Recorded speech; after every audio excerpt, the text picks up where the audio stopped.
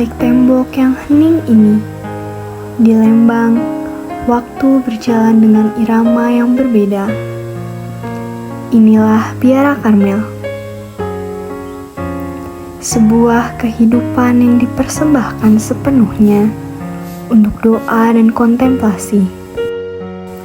Lalu, seperti apakah rasanya memanggil rumah untuk sebuah tempat yang bagi dunia terlihat sunyi? Dalam percakapan ini, kami membuka secercah pintu untuk memahami jawabannya. Suster Ignatia, suster termuda di Biara Karmel, Lembang. Berasal dari kota Bekasi, Suster Ignatia resmi bergaul di Ordo Karmel pada awal tahun 2025. Sebelumnya, beliau sudah hidup dalam biara lain selama 6 tahun. Namun, di sanalah ia menyadari bahwa ada panggilan yang berbeda dan Allah menuntunnya untuk memulai kembali perjalanan imannya di Ordo Karmel. Masuk ke dalam ordo kontemplatif memperdalam panggilannya untuk hidup dalam doa yang lebih hening. Doa yang memusatkan hati sepenuhnya kepada Allah. Baginya, hidup di Karmel berarti bertumbuh dalam iman dan menyerahkan seluruh hidup pada Tuhan yang hadir dalam keheningan.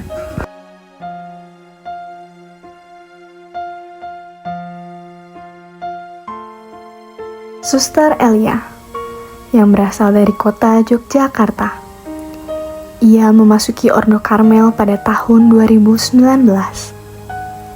Sebelum menjadi seorang suster, Suster Elia bekerja sebagai pegawai kantoran. Walaupun menjalani rutinitas duniawi yang sibuk, Suster Elia merasa hatinya masih kosong.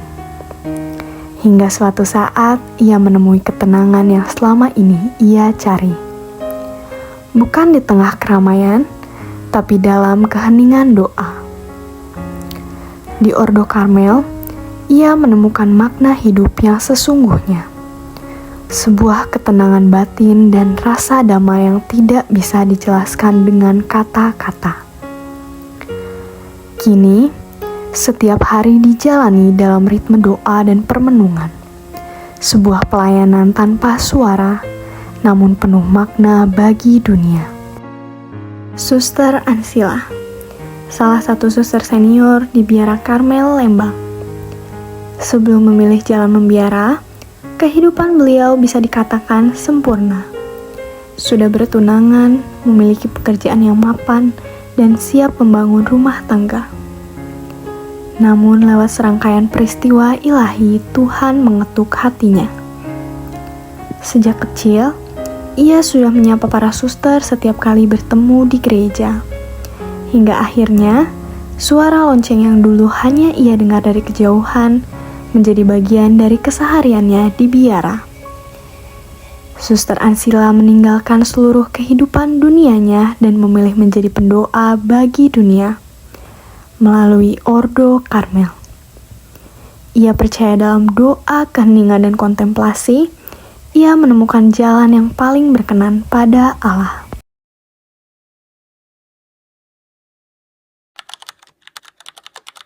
OCD itu tentu saja hidup doa dan kontemplasi.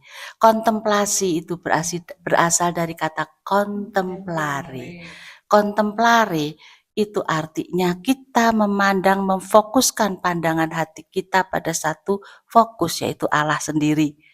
Jadi, saya bisa melihat Allah dalam dirimu, dalam diri Lydia, dalam diri teman-temanmu, karena di dalam diri kalian pasti ada percikan-percikan kebajikan Allah. Kalian tersenyum, Allah yang tersenyum. Ya, cara pandang saya sekarang berbeda ya. Yang kedua, cirinya corak Maria. Di mana Bunda Maria ya adalah tadi kan ibu dan pelindung ya. Berarti kami mempunyai rasa hormat. Kalian tentu hormat sama ibu-ibu ya kalian ya. Sebagai seorang pelindung, kami berdevosi kepada beliau. Wujudnya misalnya dengan doa Angelus 3 kali ya, pagi, siang, sore. Hanya litani Santa Maria, doa Rosario, Salve Regina itu setiap hari Sabtu itu kami hormat khusus Salam ya Ratu, ya. Salve Regina. Berikutnya adalah keheningan, ya. Kenapa kita harus hening? Semakin hening kita, semakin kita bisa mendekatkan diri dengan Allah karena fokus ya. Nah, itu berikutnya klausura. Tadi ya, klausura itu ada dua, Nak. Klausura batin dan klausura materi. Material ini dibatasi dengan materi-materi. Kalau di kapel, kalau kalian lihat, teralinya itu adalah pintu kayu. Nah, itu batas klausura. Untuk klausura itu kami termasuk klausura papalis atau kepausan, yaitu klausura yang paling ketat di seluruh dunia. Artinya klausura semacam ini, papalis ini ditaati oleh semua rubiah. Kami itu pertapa wanita itu disebut rubiah, kalau laki-laki rahib. Jadi itu klausura papalis ini ditaati oleh kami para rubiah yang membaktikan diri sepenuhnya untuk hidup kontemplatif, ya. Klausura batin kita itu apa, Nak? Misalnya kalau saya di dalam, ya, tapi pikiran saya kenapa ya saya nggak seperti Suster CB jalan-jalan kemana. Wah, itu klausura batin saya yang terlanggar. Ya. Aturan-aturan tadi ditulis di dalam satu dokumen Konsili Vatikan, tapi bukan Konsili Vatikan ini, ada satu dokumen namanya Venite Seorsum.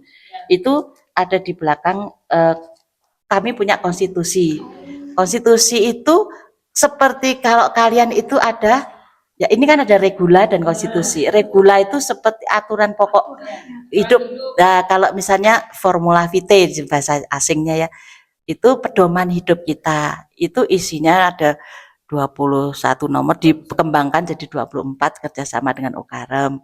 Kemudian dari regula dikembangkan dalam konstitusi, ya. Yang terbaru Paus Fransiskus, ya, ini ada di ini. Beliau mengeluarkan instruksi Cor Orans, ya. Cor Orans ini isinya macam-macam juga tentang aturan-aturan hidup para rubiah kontemplatif. Semua untuk wanita kontemplatif semacam kami ini yang di dalam klausura gini, ya. Jadi ini Bapak Paus Fransiskus, ya. Kasih persaudaraan, misalnya kami itu ada rekreasi bersama setelah makan siang dan makan malam. Setelah makan siang mungkin sekitar setengah jam ya, paling lama ya. Setelah makan malam dari jam 7 sampai jam 8. Nanti jam 8 ke atas kami udah doa lagi, ya. Nanti akan saya tunjukkan jadwal harian, saya kasih ke kalian nanti, ya.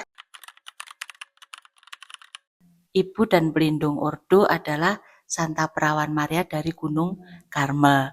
Karena ordo ini tumbuh pertama kali di daerah Israel Palestina, yaitu ada gunung, satu nama Gunung Karmel namanya. Di situ itu dulu abad ke 11, 12 sampai 13 itu hidup para pertapa pertama. Tadinya para laki ya. Kemudian para pertapa ini dari sebagian besar adalah anggota tentara perang salib. Ya, pernah nggak dengar tentang perang salib? Nah, nanti belajar sejarah gereja ya. Kalau kalian sudah belajar sejarah gereja, ada namanya perang salib itu mereka mempertahankan iman kekatolikan kita karena kan zaman dulu itu sering diserang oleh kelompok Sarasin, kelompok Muslim, ya Turki dan sebagainya. Nah di Karmel ini hiduplah para pertapa pertama yang menjadi nenek moyang kami. Cara hidupnya itu meniru cara hidup Nabi Elia. Ya, di sana mereka bertapa hanya untuk ya berdoa, dalam hidupnya itu ya meresapkan sabda Tuhan, ya. Nah, itu yang menjadi inspirator adalah Nabi Elia. Tapi kalau ibu dan pelindung ordo adalah Santa Perawan Maria dari Gunung Karmel. Dari yang kita teladan dari Elia juga kelepasan hatinya dari godaan hedonisme lah, hal duniawi itu ya. Ibu pendiri kami adalah Ibu Santa Teresa dari Avila, ya. Atau disebutnya sebenarnya namanya aslinya Santa Teresa dari Yesus. karena dari Avila di Spanyol disebutnya Santa Teresia dari Avila. Seperti Santa Teresia Lisieux ya. Itu sebenarnya nama Santa Teresia dari anak-anak Yesus. Tapi karena asalnya dari Lisieux, Perancis, Santa Teresia dari Lisieux ya kan. Itu untuk orang kudus, anaknya Santa Teresa Avila ya. Ibu Teresa bukan lepas dari karmelnya. Kami tetap bersaudara dengan saudara Okarem, tetapi Ibu Teresa membaharui semangatnya yang tadinya bisa satu komunitas tuh puluhan orang, lalu beliau milih hidup di belakang layar ya, kami berdoa, hidup dalam klausura, kemudian jumlah anggotanya juga dibatasi. Dulu zaman Ibu Teresa 13 orang. Lalu begitu banyak maksimal 13 orang mengandaikan kawanan kecil Kristus. 13 toh Yesus dan 12 murid. Kemudian banyak pemudi-pemudi yang tertarik. Ya sudahlah, boleh 15 orang. Semakin lagi banyak lagi, bertumbuh lagi, boleh 20. Nah, yang sekarang kami batasin 21 orang. Tentang pemaknaan kaul. Sekarang saya masuk dulu ke kaul kemurnian, ya, atau disebut juga chastity.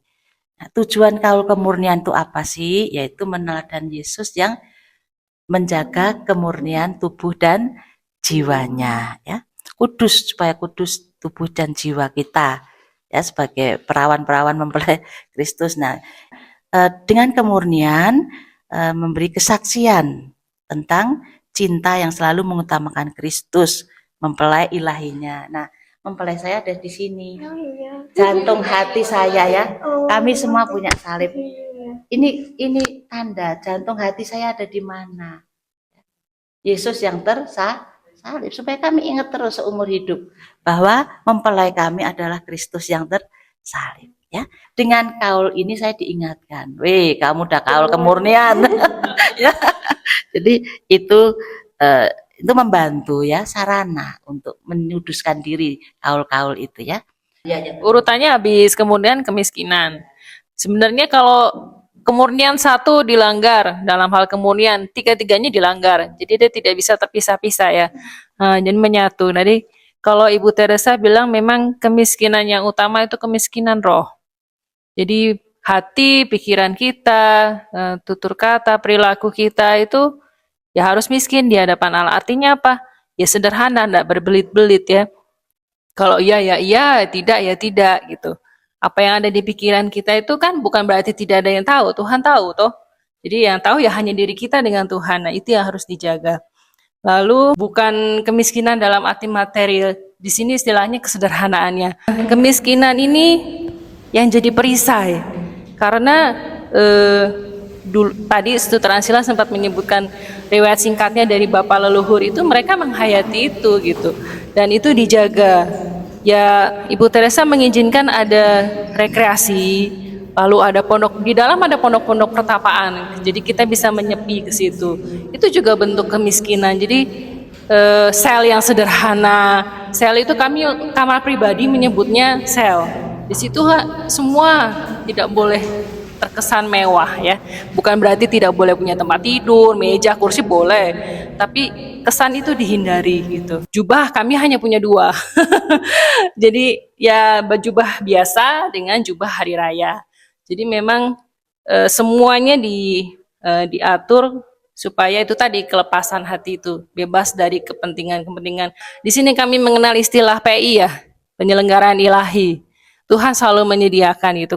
Kami tugasnya hanya berdoa saja gitu, tapi Tuhan yang akan menyediakan gitu.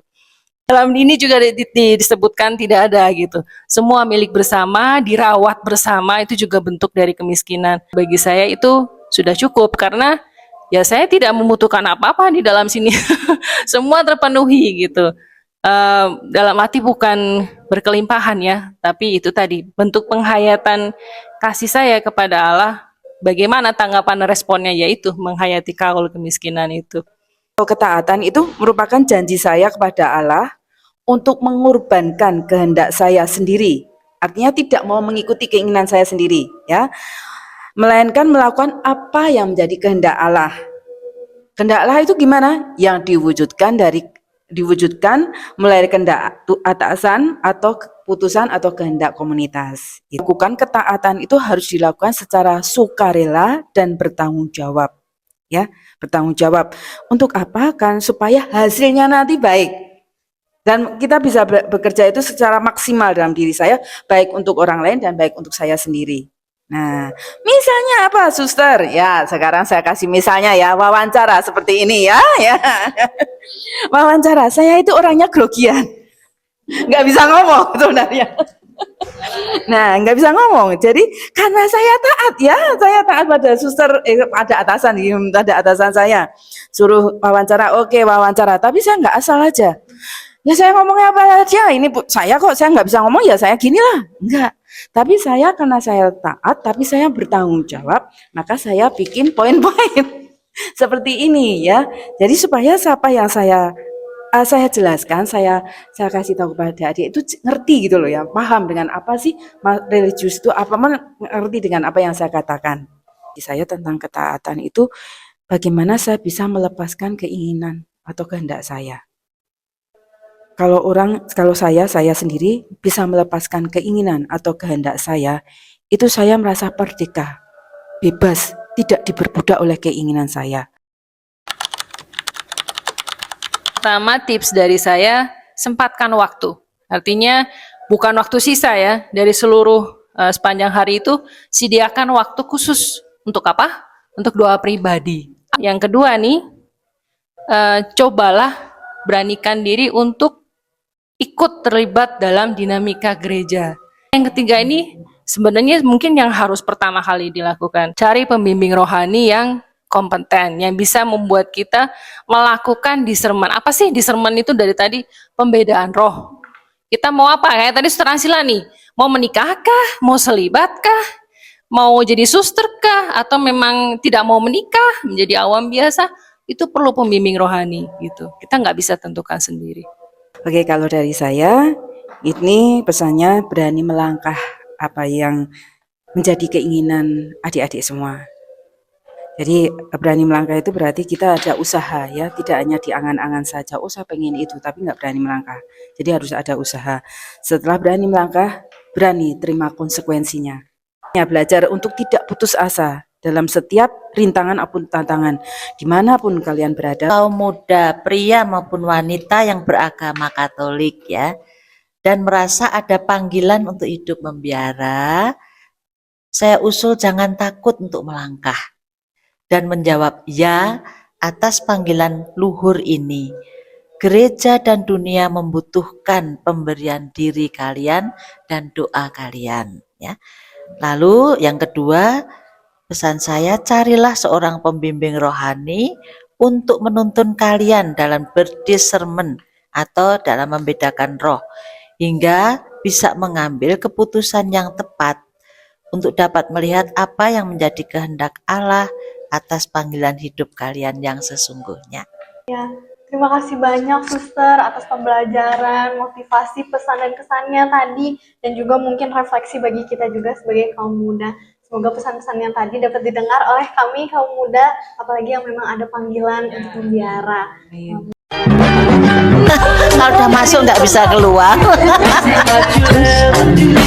Tuhan Yesus, Bunda Maria kasih tahu.